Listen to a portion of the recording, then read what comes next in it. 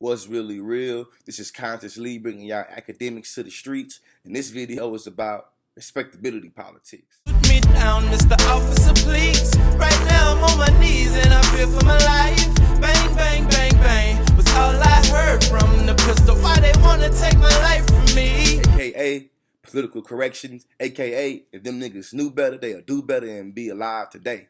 When I say respectability politics in this video, I mean when oppressed peoples, particularly black people, try to police themselves and show that our social values align with the dominant group social values, because we hope that if our social values same with their social values, then maybe we will be able to survive within this society because we got the same values. Hell no. Nah. See, respectability politics would say that MLK would be alive today because he chose to respectively oppose racism.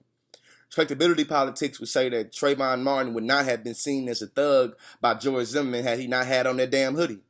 Respectability politics would say that, you feel me, if Korean gangs would have just brought a black ass outside instead of allegedly having that damn shotgun, her black ass would be alive today. You feel me?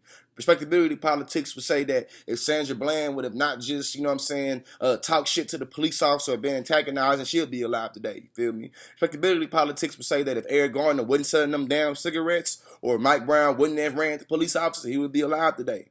You know what I'm saying? Respectability politics is just a cool little way to always blame the damn victim and say that had the victim just acted or responded differently, the victimizer would have acted and responded differently too.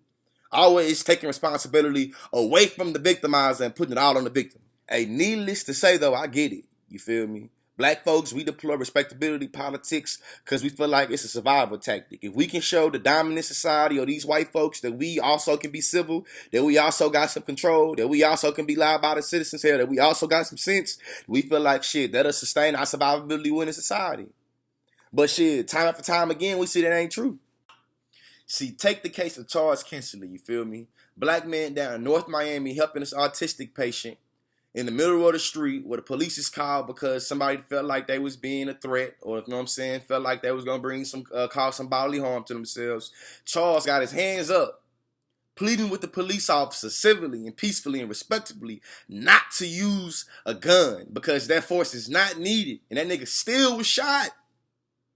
And people still try to justify this nigga being shot. He was respectful.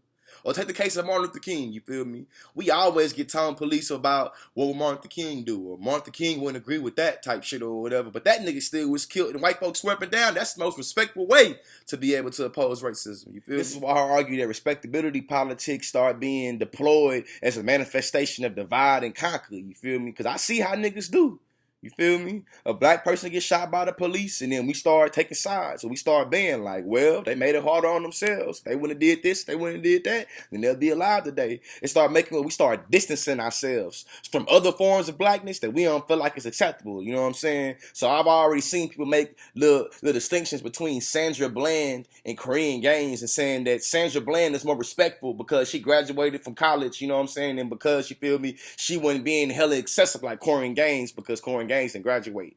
You know what I'm saying? And she had 2 kids by two different baby daddies. You know what I'm saying? And so she had a gun. You know what I mean? It's divide and conquer. You feel me? It started making war. Instead of black people start talking in a unifying way about how we gonna oppose outside forces, we start dividing amongst ourselves and fighting amongst ourselves. You feel me? What's respectful? What's not respectful? What justifies us being killed? What doesn't justify us being killed? You know what I'm saying? Fuck all that shit. You feel me? Also, too, respectability politics start being divisive because it starts playing up this idea of a model minority.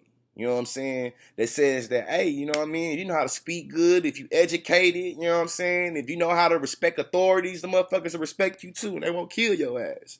But though, you know what I'm saying? We go to show you that how shit, Martin Luther King, for all intents and purposes, that nigga was a model minority, and they killed his ass. You feel me? So all these false distinctions between, it's a question of how you act and what you don't do, we're really getting down to with the main similarity in all these instances, they black. They black.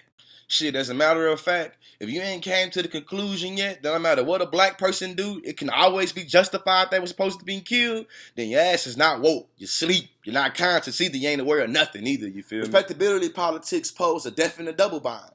Either A, it is seen as being respectful when white people and police officers kill black people. That's why it happens all the time. Or B, White folks and police officers don't give a damn about being respectful when they frequently killing black people. That's why they do it all the time. Either way it go though, black people, we should not prioritize deploring respectability politics when talking about whether our death was justified or not. Because we see that respectability politics is always already going to justify our death.